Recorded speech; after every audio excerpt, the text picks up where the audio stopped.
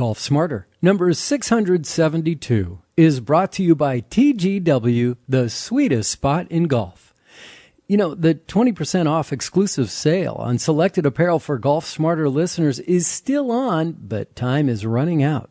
Go to tgw.com/golfsmarter and you'll land on a page that gets you directly to all the sale items being offered. This week, I was cruising the tgw.com/golfsmarter page and came across something that we've yet to discuss, and that's women's skirts. Now, there are so many different types of clothing styles that both men and women have to choose from and that they share. But women are lucky to have a lock on skirts. What are skirts? Well, once you see a picture, it makes total sense. Skirts are like a pair of shorts with a flap across the front and maybe sometimes also in the back to give the appearance of a skirt. Ergo, skirt. During our exclusive sale, TGW has 95 different pair of skirts to choose from. Whether you want them for yourself or maybe this would be a great Valentine's gift for your golf sweetheart, then you just check them out. The exclusive Golf Smarter 20% off sale ends February 5th, 2019 at 11:59 p.m. Central Time. Of course, some exclusions apply, nor can this discount be combined with other discount offers. Due to manufacturer policies, some other offers may also be excluded, and this includes all Titleist, FootJoy, Under Armour items, and select Nike items, but not Greg Norman, Puma, Ixpa, or Cutter & Buck. And there's more. So to see all the apparel that qualify for our 20% off sale, go to tgw.com/golfsmarter. Again, that's tgw.com/golfsmarter, or click on the link in today's show notes or their ad at golfsmarter.com. New golf rules for 2019, Part 1 with Joe Foley of the USGA Rules Committee. This is Golf Smarter, sharing stories, tips, and insights from great golf minds to help you lower your score and raise your golf IQ. Here's your host, Fred Green. Welcome to the Golf Smarter podcast, Joe. Hello, Fred. How are you? Doing well. Great to be here. Thank you very much for joining us. This is an important episode today because the USGA and the R&A are instituting new rules for golf in 2019. Is this an exciting time for you folks over at the USGA, or is this a nerve-wracking time? I'd say there's a lot of different feelings that are going on right now. I think exciting is probably number one. I think busy is number two. And yeah, of course, I think a little bit anxious. We've prepared for many months and many years, and it's finally here, or it's finally really close. And we're really excited about it. But until folks actually start playing by the rules, we're not going to know exactly how it's all going to go. So we're excited. We're a little anxious and nervous, but it's definitely an exciting, busy time to be at the USGA working on this project. I like that you said, and once people start playing by the rules, you're hoping that happens in 2019. Yeah, I'm talking about. Yeah. When I'm talking to you here about on this podcast, we're talking about amateur golfers, right? I'm not talking about the tour. They have their own issues that they could deal with, but on a Sunday, I'm dealing with my issues on the golf course. And so I don't play competitively. I don't play in a club tournament or anything. I just play with my friends a lot, and we love it. So when I say play by the rules, I've seen a lot of amateurs who have their own set of rules. It's true. And look, I mean, there's so many different levels of the game and so many different golfers who play it, and we recognize that. And look, we even recognize that not everyone plays by the rules at all, right? So, and look, if folks want to continue to not play by the rules, that's definitely their prerogative. But what I will say is that I think a lot of the changes that we will hopefully get into sort of meet a lot of golfers, especially recreational and casual golfers, where they're at, basically supporting the way many golfers play the game today. And we'll get into the details later, but I think you'll notice as we go through some of them that you may already be using that rule, and this rule that is now an official rule of golf will sort of support you going forward. And I think it'll enable recreational golfers to say, look, I'm going out there and I'm playing by the rules. I don't have to sort of make these concessions or you do something my own way for fear of actually breaking a rule. The rules actually support what I'm doing now. So again, we'll get into more details later, but I think you might notice that as we begin to talk. I can imagine my friends going, "Oh, good, they wrote that rule for you." It's like, no, I told them to make that rule. Who are the rules for? I mean, are you guys? Do you have a golfer in mind when you're having these conversations? The challenge is that the rules are for everyone, and so when you're making a single set of rules for the game, which is really unlike any other sport or any other game out there, you have to keep in mind the highest level and sort of the lowest or most casual level of the game. And so you'll see throughout sort of the different materials and the rule book itself that we are speaking to all golfers, and we're considering all situations that come up, no matter if you're a professional golfer or just a regular golfer.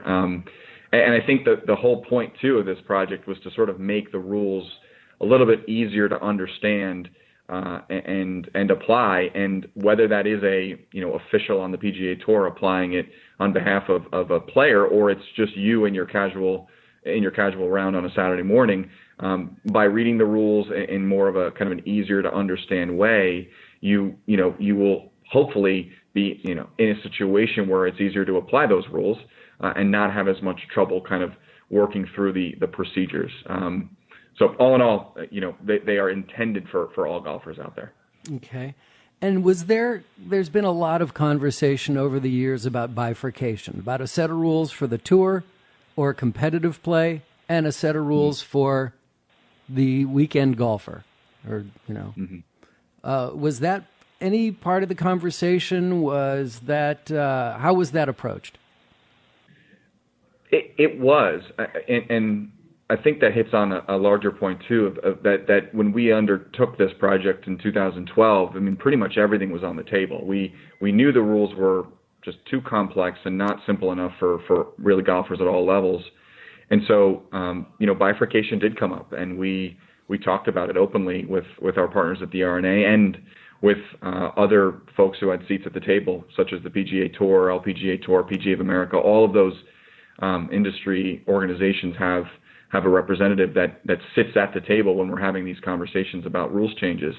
And frankly, without going into each one of those conversations and debates, one of the things we kept coming back to was sort of the power that the rules have. And when I say power, I mean sort of the meaning and structure that the rules provide for the game as a whole, and the symbolism and power of the fact that they are that there is one set of rules for everyone. Meaning, when I go tee up my ball in a couple days with my friends, I'm going to be playing by the same set of rules that Dustin Johnson plays when he plays in a major or at the U.S. Open. There's a lot of value in that, both from a consistency perspective, meaning that if you hop onto one golf course or you're playing in one tournament, you're not sort of needing to learn a whole new set of rules for that tournament or for that group. And it also, I think it just helps all golfers sort of participate in the fact that it is a self-governing game, right? The expectations that a casual golfer has to put on himself or herself to know the rules and to play by the rules is the same expectation that Dustin Johnson has or Jordan Spieth has on when he's playing in a really competitive round at the highest level. So, it's bifurcation is going to continue to come up. There are still going to be areas where people are going to say it would make sense to have two separate set of rules, but for now, there's really agreement across the board, at least in the committee, in the committee's room when we're having these conversations to have one single set of rules for the entire game. And was it a consensus, or was there a lot of debate? Did you have, of the groups that were at the table, were there groups that are going, let's lighten up on those folks who aren't really in it for the money? Yeah. I mean, look, there are always going to be varying sort of opinions, but I don't want to sit here and say that every single person believes that, in that room that believes that bifurcation is not the way to go.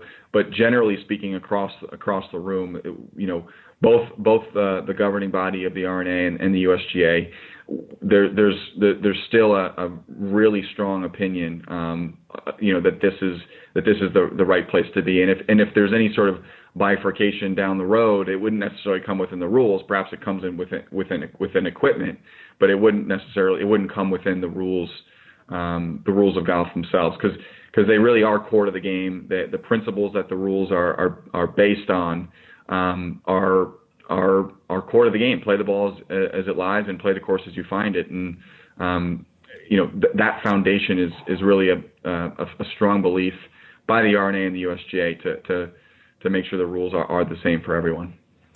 Is there a separate set of rules for equipment, or does it all fall under rules of golf?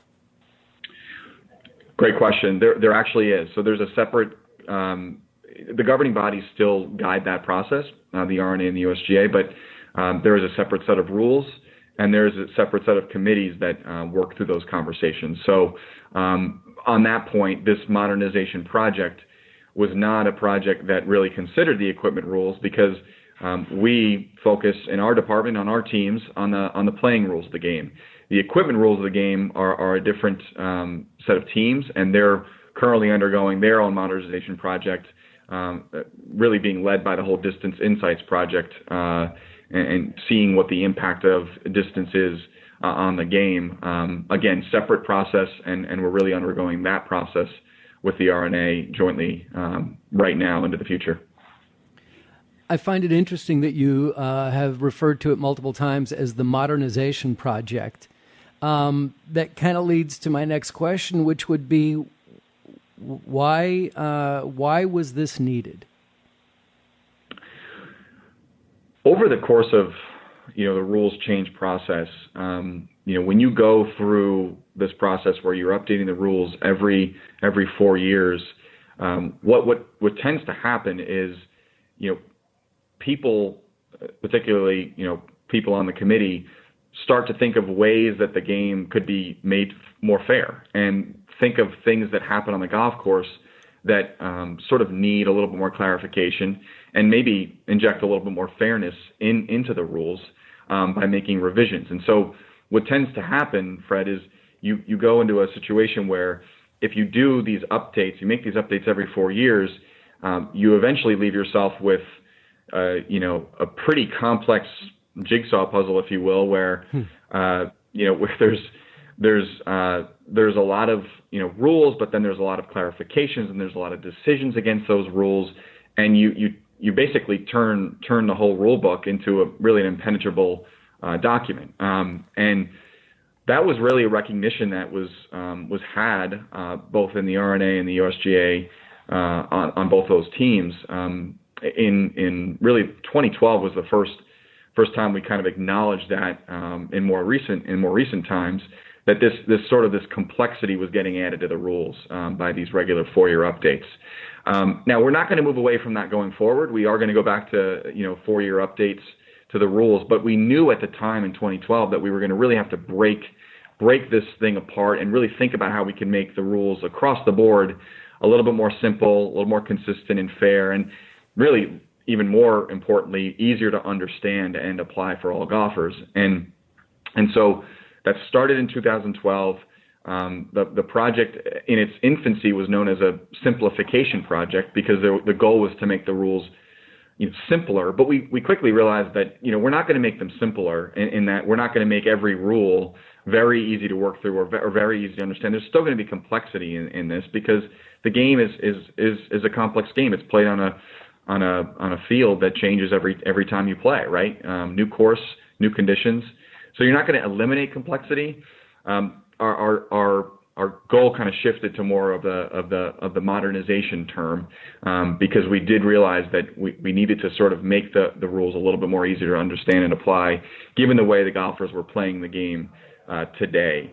So that's really the reason I keep coming back to that word. That was really the name of the project internally and externally, the rules modernization project or initiative. You keep saying more fair. What are you implying? Well, what does that say about the rules previously?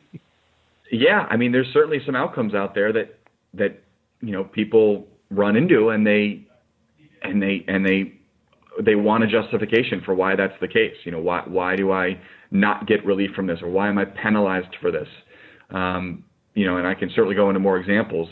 But the problem is when you make the rules fairer, you inherently just add complexity. When you have to sort of come up with an answer for everything that goes on the golf course, you add complexity. So there's this kind of this fine line and this balance that we have to try to strike between simplicity, consistency, and fairness. And it kind of if you favor fairness, it might become more complex and less simple. And if you favor simplicity, it might become less fair. And so, sort of over the last 6 years, our goal is to try to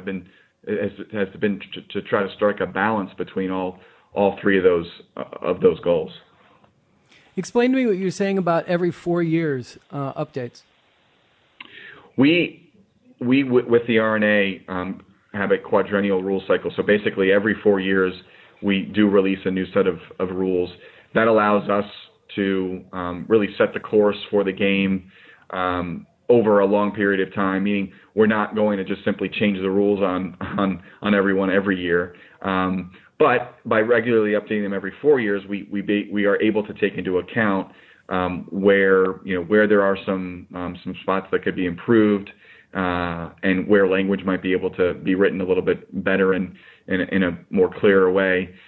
So we have a cycle where we have regular meetings just at the USGA and just at the RNA, and then we'll periodically meet collectively to talk about what happens, both in the United States and abroad, and that really sets us up for a cycle of every 4 years where we make tangible updates to the rules of golf, and then release new rules publications for folks to use out in the field.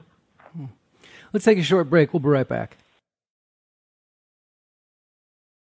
Joe, the USGA and the RNA, do they have separate sets of rules? Great question. No, we worked for years sort of in disparate ways. Before 1952, we did have separate rules. But in 1952, we, for the first time, came together and really integrated both the rules that govern play in the United States and the rules that govern play abroad. And so for the last 70 years or so, we've had a single set of rules. And so no matter where you pick up this rule book as you get ready for the new rules in 2019, you will be reading a set of rules that governs the game all over the world. Might be a different language depending on where you pick up that book, but the rules themselves are all the same. So will it eventually become one governing body? That's a good question. I don't think. I mean, why do you need like 2 school boards for 4 schools? It's part of why that's the case now is just that we've been the governing body in the United States, and the RNA has been the governing body abroad. I think if you look at the game of golf as a whole, I mean, there's definitely some inefficiencies in that we have 2 governing bodies, and some would argue we have 5 families, right? If you look at the PGA Tour, the PGA of America, and Augusta National Golf Club, people get confused, right? People they don't know what it means to be, a staff member, or what it means to be someone who works for the USGA. What's the difference between that and the PGA Tour or the PGA of America? I think each organization has sort of their history within the game and their place within the game. We're certainly guiding the game forward from a domestic perspective when it comes to research, science, and innovation, governance. There's a lot of other things we do in the States, and the RNA attacks those things a little bit differently abroad. Who knows? One day we could do it all together, but right now we're tackling it, as we stand on our own, where we think the game needs to be taken going forward, and that's just where we're at. But it's a great question. Thank you. Why did you, when you were talking about the 5 different groups sitting at the table, why did you add Augusta as a separate group? Well, they have a major, right? They have one of the 4 biggest tournaments in the world, and so their place in the game is certainly not in question. They have a lot of influence, and they have a lot of great people that work on initiatives that push the game forward, whether it be drive, chip, and putt, and the other initiatives they have to grow the game. I think while their role is definitely different than our role and the RNA's role in the game, they're certainly a big player in the game overall. I find that really interesting that they kind of were able to muscle their way in at the table because they hold a golf tournament. I'm fascinated by that. Yeah, it's a good point. I mean, it's amazing how far they've come in 80, 90 years when this was sort of just a dream that Bobby Jones had. But their place in the game cannot be argued with, right? Right. While it is just a golf tournament, they do have a lot of influence in the game.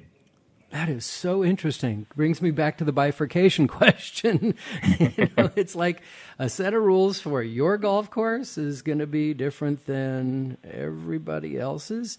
So then let me ask you about the process of what it takes when you guys sat down at the table in 2012 to start this project, even though, every 4 years you're working on plans to update and whatnot. This was a major push. What was the process that you were involved? What did it take to do all this rule changing? Yeah.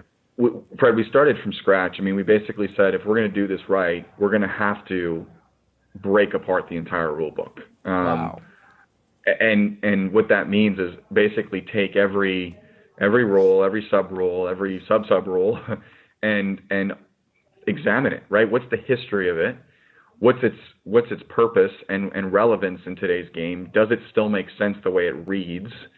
And can it be sort of streamlined or combined with another rule to make it, make more sense for the customer, for the golfer? And so really what the first part of the process was a lot of research. Basically, we divided and conquered. We took, each person sort of took 2 or 3 rules each and, did a deep dive, went back into the museum archives and dug through everything we had on that rule and basically came back to the group, several months later with the backdrop for that rule and shared the history. And so then everyone had the context, right, as to what it meant to have that rule in the book. And then from there, that's when we started to chew into, well, what can we do to improve it? And have we done something in the past that was actually something that worked well?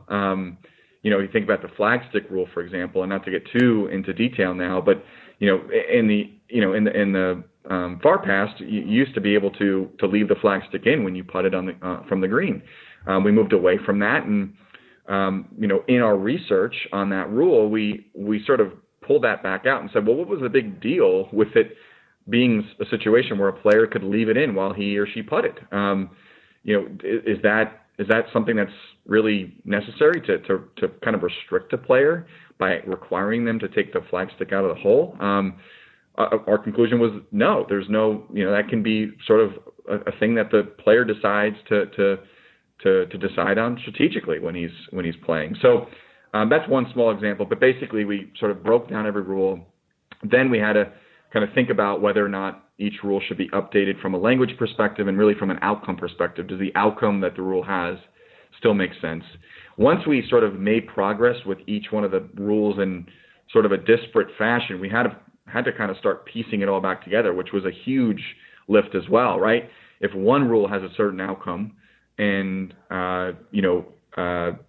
we change it tangibly or materially, how does that impact another rule? And can that change actually work with the way one of our other rules is going to be written and even organized in the book? So I would say the hardest part was after we had sort of did a deep dive and discussed and debated with these groups about where a rule should go in the future. It was really the hardest part was piecing it all back together to get us to a place where we had a book that would be, just as long or hopefully shorter for the golfer to engage with and easier to use and read at the end of the day. And that's why it took so long. It took upwards of 6 to 7 years to really get us to this point in the process. And how many individuals were on this committee?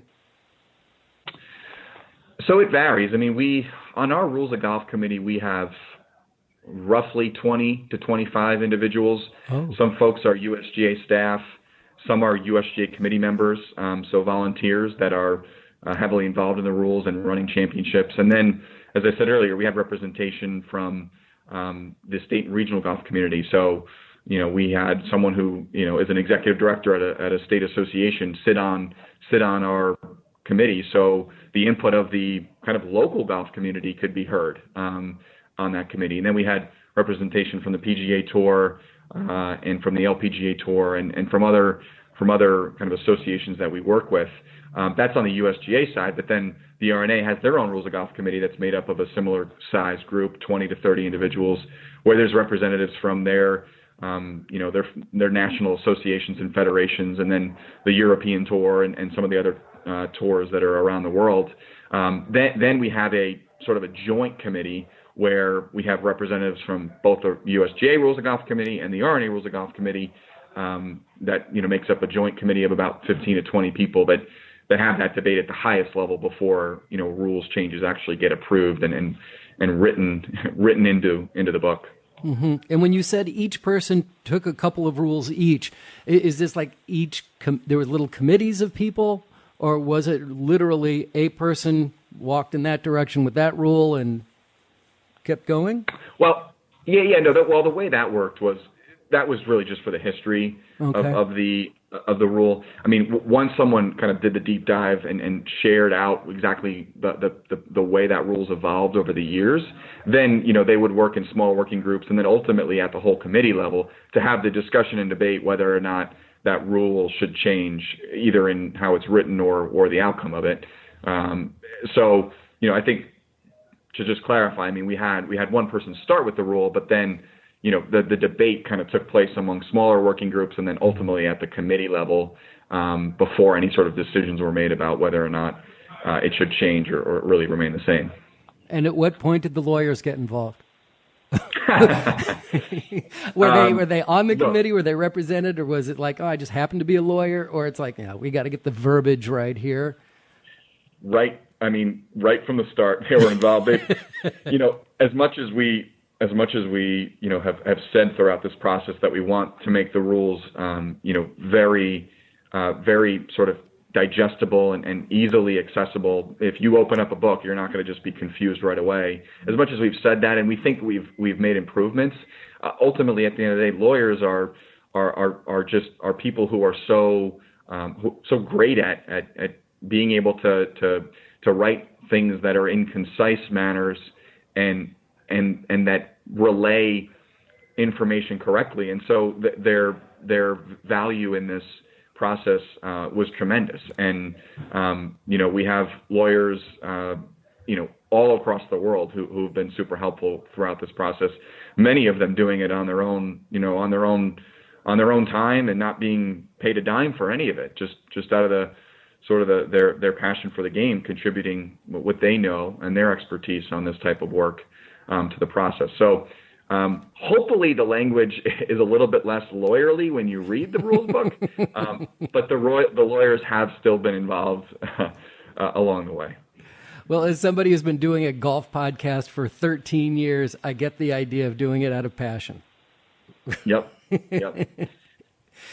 And so were these rules approached as being proactive or reactive to previous sets of rules? Well, I think I would say both, and I know that's a little bit of a cop-out answer, but come on, look, Joe. Something's happened. I think I have to be truthful here. Something's happened out there in the field what we've never thought of before, right? I mean, like, there's a lot of things that can go on out there on the golf course, as you know, Fred, and So to say that we've really thought of everything before it happens would just be, I think it would be self-righteous to say that. So there are things, and you'll see the changes in the book that have come from specific instances, that have happened out in the field, that either on the grandest stages of them all, or just things that have happened, at the local level where people have shared with us via email or by phone that this took place, and we look at each other like, wow, we don't have an answer for that. And so we need to sort of build that in there. So that's definitely true. But I will say the whole process itself, if you think about it, was proactive, because in 2012, while people may have been, arguing that the rules could be made more simple, we sort of started the process on our own to just completely break apart the book altogether. And so I think, inherently that is a proactive action, right? We weren't being forced to do it by the PGA Tour or by millions of golfers. We kind of took it upon ourselves to do that. And so I think then at that point we proactively looked at how rules could be changed and evolve over time to meet the needs of the game today. So I think it's a little bit of both. Okay, I'll accept that. Thank you for doing that. Here's a little pat on the head for that one. Thank you. How can we get an opportunity to see these? Where can we find these rules? Is there something we can keep in our bag? What's the best way to do that? Yeah. So, the best way is really let me take a step back. There's a few different ways. The easiest way is probably to just retrieve your player's edition of the Rules of Golf. Okay. And that's a publication that's really the first of its kind. So that is a hard book, and that is something that you could hop onto USGApublications.com and order a free copy right now. I'll talk a little bit more about the Player's Edition in a second, but the other ways you can engage are to download the Rules of Golf app. So your app store on your phone, it is an enhanced app. It is highly visual and video. It's highly visual in nature with a ton of video content. And so that's something that I would dig into now. Easy, quick ways to get your answers to your questions without having to kind of look through your entire book or look through the index of the book to get your answer. And if you have questions on the rules, there's a very quick way to get to us through the app by just asking a question through an email via the app or calling us directly. And then USGA.org is a great resource. We have several sets of videos on the changes. We have infographics and explanatory articles. I know not everyone has hours in their day to dig into all this stuff, but if you do want to watch a quick video on the changes, we have short videos with quick sound bites on why we made a change, what's the outcome of this rule, and so USGA.org I think would be a great resource as well. I would also say that, look, there's other opportunities to get involved in the educational space. If you have the time and you want to go to a rules workshop, we have rules workshops across the country, from the fall all the way in through the winter months into 2019, and those are where we go deep into the rules and likely geared more towards officials rather than the casual golfer, but we invite anyone. So if someone is interested in picking up more on the rules, they can go to those workshops and sign up on USGA.org. So those are a few of the ways. Certainly go through your club as we get closer to the effective date of the new rules, and even moving into 2019. We're working closely with the PGA of America to make sure they have the resources to support their members who are now having these conversations with their club members. So I would say, consider your PGA member sort of the go-to resource on changes to the rules. And if he can't answer the question or she can't answer the question, she might direct you back to us, but she'll have some tools in her toolbox to have those conversations and begin to teach some of the changes to members of their clubs. So a variety of ways to get involved, Fred. Yeah, and I'm sure that a podcast audience was very happy to hear that they can get it right there on their smartphone, download the app, and I'm sure it's available for both iOS and Android.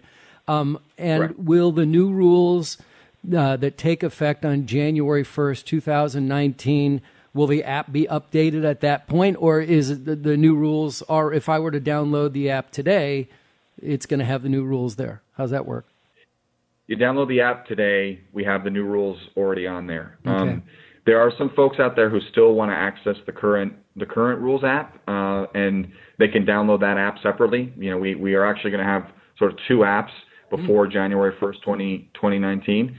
But if you just have the Rules of Golf app on your phone and you get an update, it'll update with all those new changes to the rules. And if you don't have the app on your phone now, you go to the App Store, 2019 Rules of Golf. You can have access to all that information now, well in advance of the effective date of January 1st. Awesome. Well, obviously we've talked a lot about the things that got you to the point of what the rules are, and that should be my next question. But actually, it's going to be our next episode. Could you stick around so we can record another episode and just talk about the new rules at length? I'd love to, Fred. Thank you so much. All right, we will be back next week with Joe Foley, the USGA Rules staff, to talk about what the new rules are for 2019. Thanks, Joe. Thanks, Fred. So as you heard, up next, we'll continue our conversation with Joe and discuss in detail many of the new rules for 2019 and how they impact your game. If you've already played in 2019, no doubt you've heard a lot of your partners asking to leave the flag in. So much fun. Hey, check this out for my last round. So, one of the things I do on the podcast on a regular basis is ask you to write to me and say you would like to play golf together. And I love to play golf. So, about a year or so ago, I get an email from Germany from a listener named Bernd Dreilich. That's right. Okay. And and then months later, then we communicating back and forth. And then months later, he says he's coming to the United States. He's coming to California. Can we play golf together? And here we are playing golf at the Meadow Club in Fairfax, California at the shadow of Mount Tam. Thank you, Nedra, for the great invitation. Bernd, how's your game going today? Because we know mine is pretty awful today. Oh, no. You're getting better. Oh, wasn't that generous? Better. We're having such a wonderful time, and I'm so thankful to Nedra Pedersen, who's our host today. Yes. And Fred Green. We have so much fun. I need to know, how did you find the podcast and how long have you been listening? Because that always amazes me. Yeah, so seriously, I'm playing since 2013. Wait, you've only been playing golf for 5 years? 5 years. And your handicap is 9.9. Do we hate him yet? I think we do. No. I'm just an ordinary hacker, so there are no ordinary hacker is a 9.9. Better players than me, so I always have to try harder. So you started playing 5 years ago, yes. and podcasts, how did that get into your life? Yeah, so I was always looking and listening YouTube. Uh-huh. And there's so many instructional videos. And so my girlfriend listens to podcasts. So and I tried this out with a podcast app, and I was looking for golf advice. And then I found your channel. It was popping up on the top list. Yes. So I tried it, and yes, I'm a big fan. Well, thank you very much. So there's so much good advices and so much good stuff. So listen to Fred and his podcast. Definitely recommend it. And don't listen to me while we're playing, because today my putter is failing me miserably. I'm hitting the ball well. I just can't putt for anything. But you hit the ball a ton with, and we're very sorry for Bernd because his golf clubs never showed up. So he's playing with rental clubs. But it's like you've been playing with these forever. Yes, they are having wonderful AP1 Titleist clubs, rental clubs, and these are just awesome. Wow. Well, listen, thank you very much for the invitation, and thank you for listening. And it's been great playing with you. We've got 3 holes left here at the Meadow Club. And again, to anybody who's going to be in Northern California, if you want to play golf, I'd love to hear from you. But first, check out the Golf Smarter podcast. Yes, and that's my strong advice. Listen to Fred's podcast and maybe contact him. He's a really nice guy and fun to play with. Okay, now you're going too far. Thank you very much. No. Bye-bye. So this is actually a short video that's on our youtube.com/GolfSmarterTV channel. with a series of photos of me and Bernd and our host Nedra and us together and individually, and shots of us playing at the exclusive Meadow Club on Mount Tamalpais in Marin County. Now, the Meadow Club is one of the few courses that I know of. I think it's one of the few courses in the country that you can walk the entire course and the only structure you see is the clubhouse. You don't see houses, you don't see any buildings, you don't see downtown. You're on top of a mountaintop. And well, not on the top, but you can see the top of the mountain, and it's amazing. It's an Alistair Mackenzie design from 1927, and it was his first collaboration with Robert Hunter. Now, as you know, Dr. Mackenzie would go on to design many great golf courses in North America, such as Cypress Point Club, Pasatiempo, and of course, Augusta National. I'll leave a link in the show notes if you'd like to watch the video. And just to remind you that each new episode of Golf Smarter is now also available on YouTube. When it's a video interview, I'll let you know. But a lot of people, like he just talked about, a lot of people go to YouTube just to listen to things. They use it as an audio channel. And so I'm really happy that the episodes are now ready for you from there as well. Don't forget to go to tgw.com/golfsmarter for that 20% off apparel with the coupon code GolfSmarter at checkout. The exclusive Golf Smarter 20% off sale ends February 5th, 2019 at 11:59 p.m. Central Time. If you have any questions, comments, or suggestions, you can follow me on Instagram, Facebook, and Twitter at GolfSmarter. And Instagram will also have updates on the puppy, who is definitely getting a lot bigger. I mean, the puppy was 4.5 pounds when we got her. She's 17.5 pounds now. But we're going to puppy classes. Anyway, you can follow me on those social networks, Facebook, Instagram, Twitter, or just click on the Hey Fred button at golfsmarter.com.